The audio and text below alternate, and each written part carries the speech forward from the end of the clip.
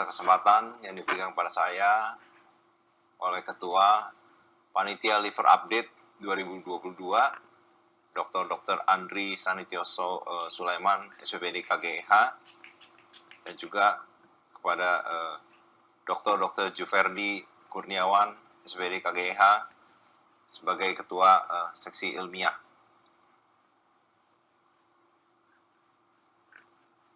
Jadi sejawat sekalian, pada topik pagi hari ini, saya akan berbicara mengenai hipertensi portal, kemudian pengukuran atau inovasi dan standar pengukuran terhadap hipertensi portal,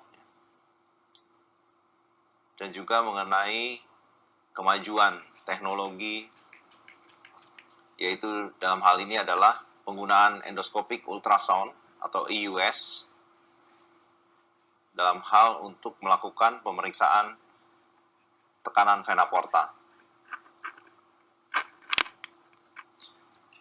Jadi seperti kita lihat di sini bahwa slide ini ingin merefresh kembali apa yang sudah pernah kita ketahui mengenai kondisi hipertensi portal, di mana peningkatan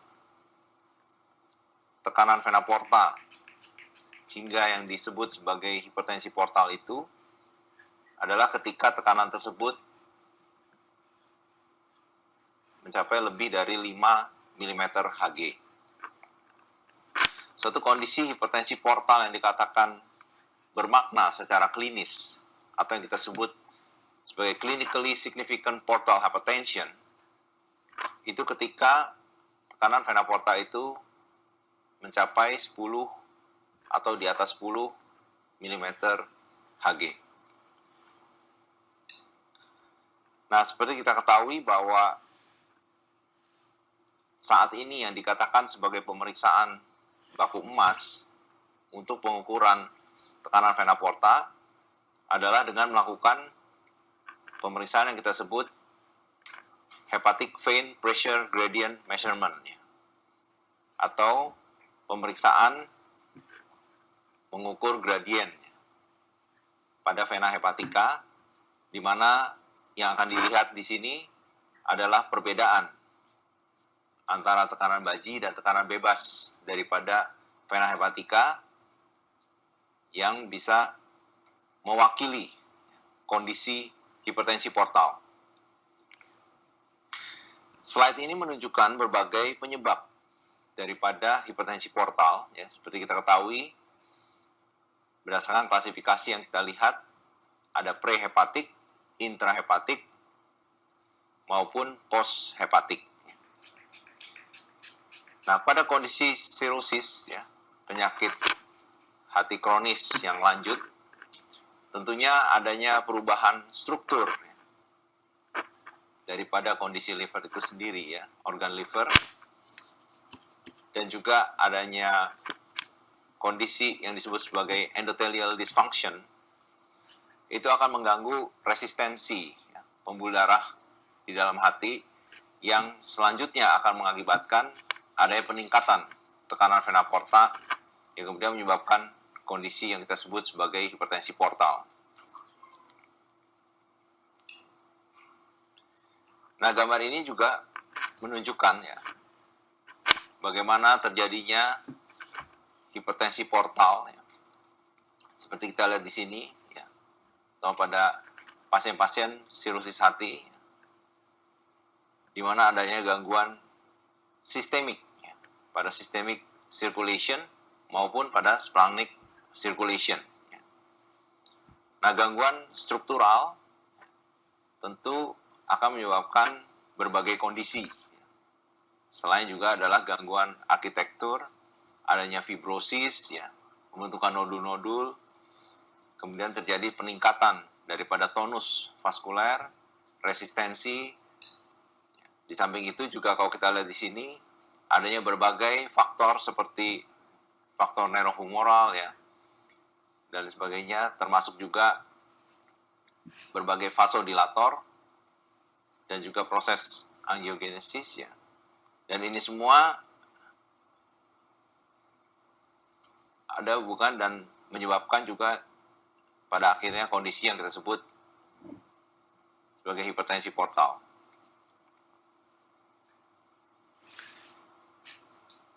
Ya, slide ini juga memperlihatkan bagaimana adanya satu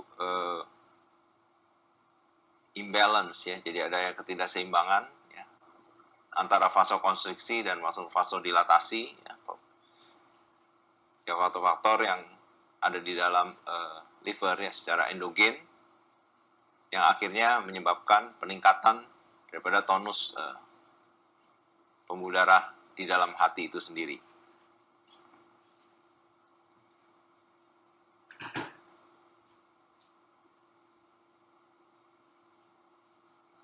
Slide ini memperlihatkan bagaimana pemeriksaan HVPG dilakukan sebagai pemeriksaan baku emas untuk mengukur tekanan porta. Seperti kita lihat di sini, ini ada satu kateter ya yang masuk atau dikanulasikan melalui vena femoralis hingga masuk ke dalam vena hepatica. Setelah itu kemudian untuk mendapatkan satu tekanan baji, kita melakukan pembesaran pada balon ya, diinflasi, sehingga kita lihat kontras ini dia berhenti di ujung, sehingga kita bisa mendapatkan satu angka daripada tekanan baji vena hepatica. Dan kemudian biasanya kita akan melakukan pengukuran tekanan bebas setelah itu dengan melakukan deflasi atau pengecilan kembali balon, sehingga kita bisa mendapatkan satu tekanan bebas daripada vena hepatica.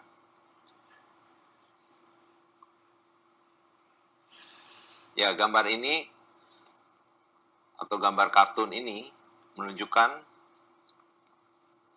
bagaimana cara melakukan pemeriksaan HVPG, ya, seperti tadi saya katakan.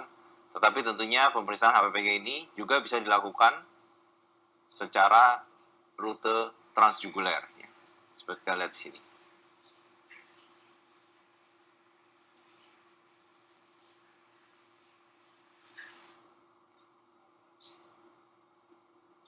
Nah, pada pemeriksaan HVPG itu sendiri, ya, mohon maaf kalau tulisannya terlihat tidak terlalu jelas atau agak kecil, tapi di sini ingin ditunjukkan bahwa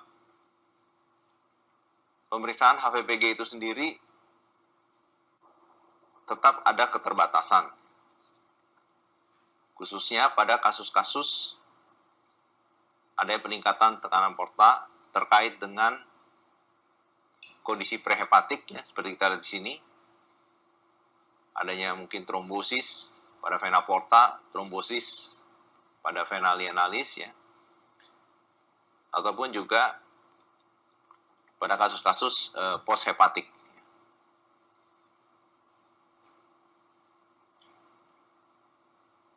Nah, kita ketahui bahwa pemeriksaan HVPG ini menjadi sangat penting ya, atau mengetahui kondisi hipertensi portal, karena kita tahu bahwa berdasarkan stratifikasi atau klasifikasi pemeriksaan HVPG, ketika nilai itu mencapai angka 10 dan di atas 10 mm Hg, itu bisa memprediksi adanya pembentukan atau formasi daripada varises esophagus.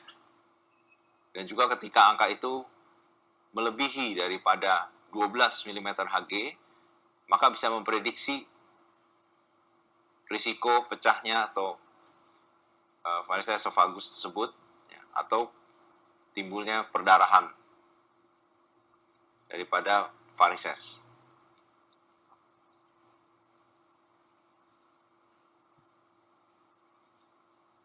Nah, bagaimana dengan inovasi teknologi, yaitu yang tadi dikatakan portal pressure gradient measurement ya. Jadi pemeriksaan langsung untuk mengetahui tekanan vena porta dengan metode endoscopic ultrasound atau EUS. Jadi kita lihat di sini perbedaannya bahwa kalau melakukan HVPG ya, pemeriksaan HVPG tersebut, ini memang dianggap sesuatu yang bisa mewakili, karena kita lihat di sini ada gambaran sinusoid ya, yang kemudian gradien tekanan pada vena hepatica ini dianggap bisa mewakili gradien daripada tekanan vena porta.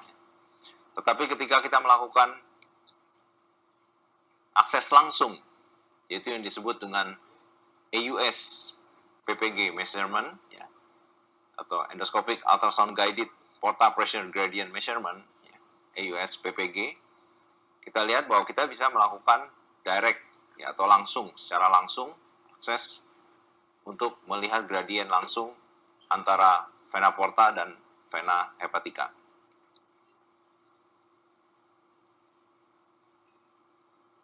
Ini alat-alat yang saat ini ada di luar negeri ya, di internasional, walaupun memang alat pengukuran ini belum menjadi satu alat yang secara komersil ya, untuk dijual dan di pasaran distribusikan secara merata di berbagai negara. Tapi kita lihat di sini bahwa adanya pengembangan ya untuk membuat suatu alat ya, secara sederhana di mana ini bisa dikonek ya, dengan jarum ya, jarum yang biasa kita pergunakan untuk melakukan tindakan biopsi atau pengambilan sampel ya, yaitu melalui alat endoscopic ultrasound.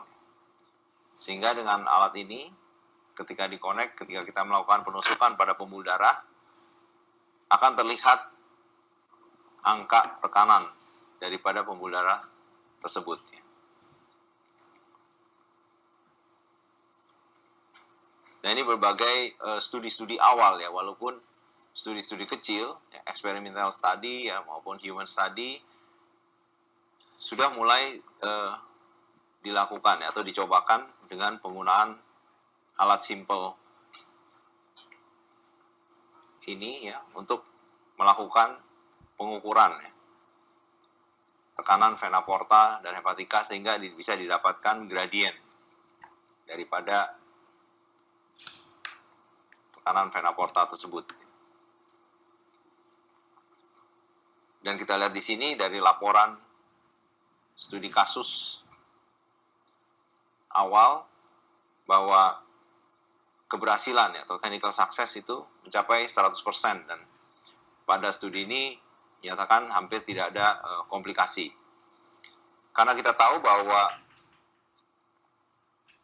komplikasi yang bisa terjadi salah satunya adalah perdarahan ya. Karena kita tahu bahwa ini kondisi ini kita melakukan penusukan ke liver ya. Tetapi keuntungannya dengan menggunakan alat AUS, karena basicnya adalah ultrasound dan ada Doppler, jadi kita bisa menghindari pembuluh darah besar ya, untuk mendapatkan satu posisi yang baik. Dan juga ketika kita menusukkan jarum ke dalam pembuluh darah melalui jaringan hati, itu dianggap cukup aman karena ada satu efek kompresi setelah jarum itu ditarik keluar ya, jaringan liver, sehingga bisa meminimalisir kemungkinan risiko perdarahan.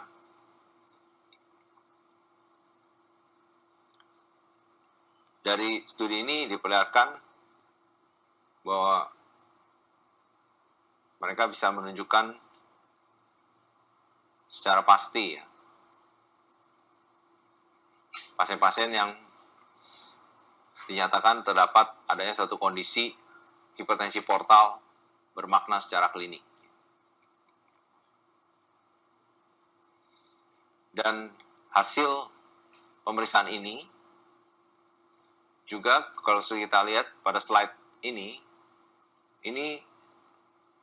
memiliki hubungan yang baik ya, bermakna secara statistik berdasarkan dari kondisi sirosis ya, adanya varises, adanya gastropati hipertensi portal ya, dan trombositopenia.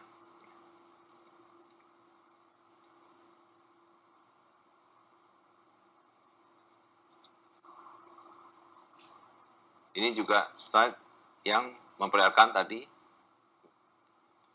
resume dari hasil penelitian tersebut.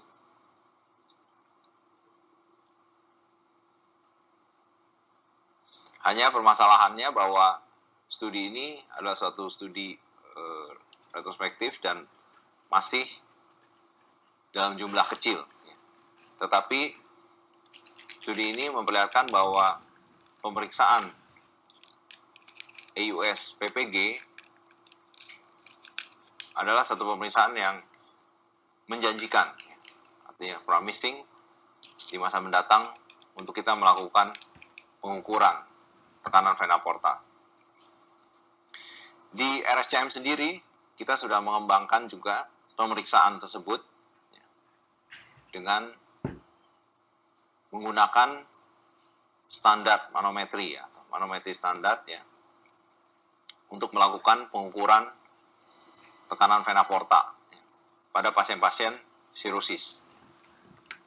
Ini kita lihat bahwa dengan jarum AUS kita menusukkan ke dalam pembuluh darah ini.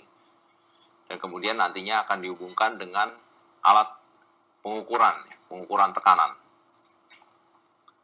yaitu menggunakan manometri standar.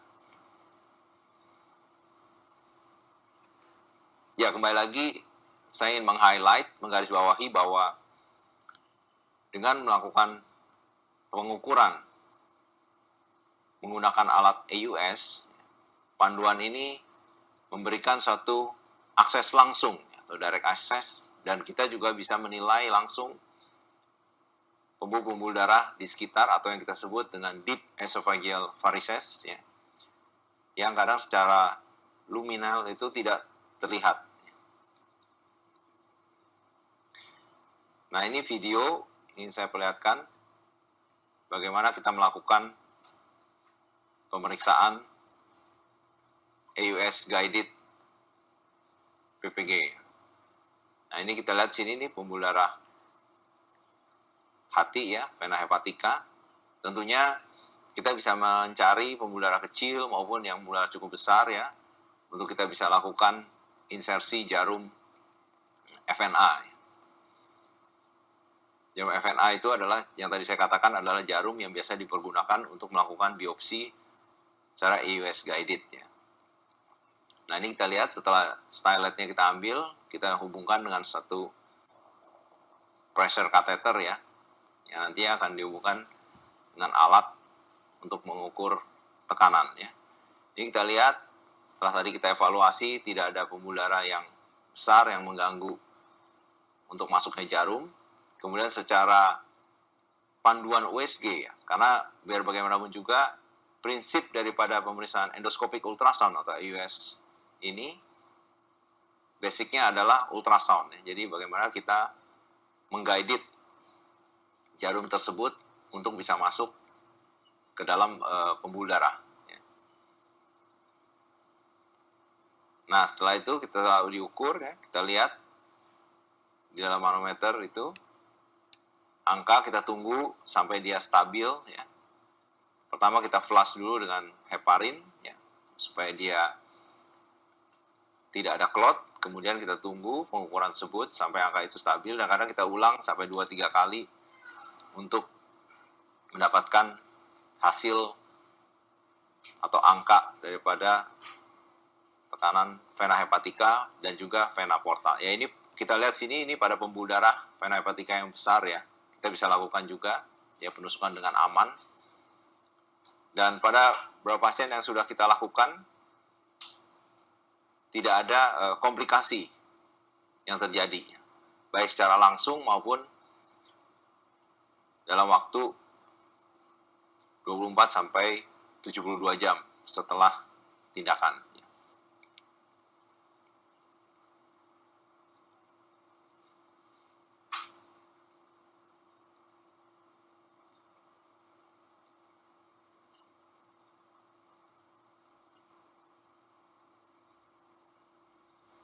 Nah, ini saya memperlihatkan bagaimana jarum itu kita lakukan penusukan ke vena porta.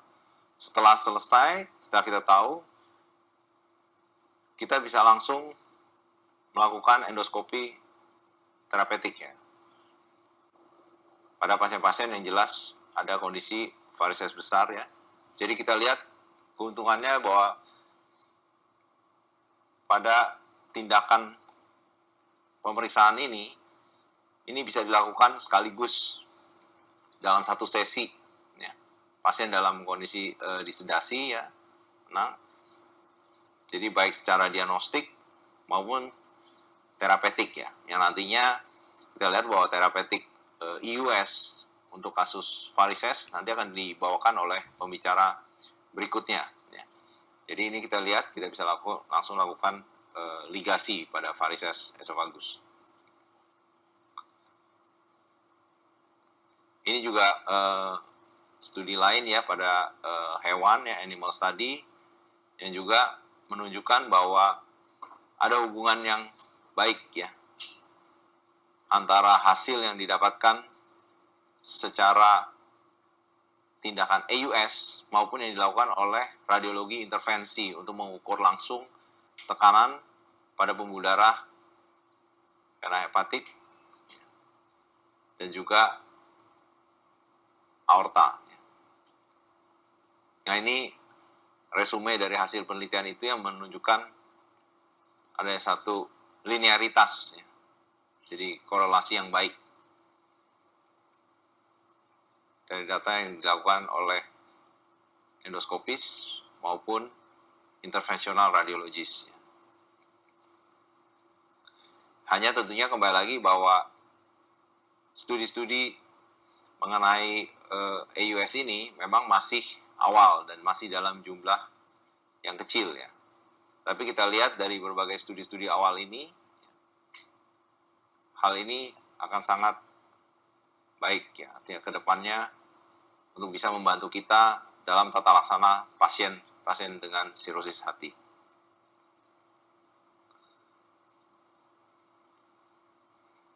Ya, jadi di dalam clinical practice ya, tentu ada isu-isu yang perlu kita angkat, yaitu tentunya pemeriksaan-pemeriksaan tersebut perlu suatu pelatihan khusus ya. Jadi dibutuhkan juga satu skill ya, dan pengalaman atau experience, itu sangat tergantung dari operator. Tentunya kembali lagi bagaimana kita melihat satu panduan praktek klinik, ya, practice guideline terkait dengan kondisi center, rumah sakit, ya, fasilitas, dan juga yang paling penting adalah pasien kita sendiri. Ya. Tentunya melihat, menimbang dari segi risiko, ya, manfaat, dan juga cost, biaya. Jadi saya pikir bahwa hipertensi portal atau portal hypertension ya, ini masih menjadi satu pilar utama dari segi tata laksana penyakit hati kronik.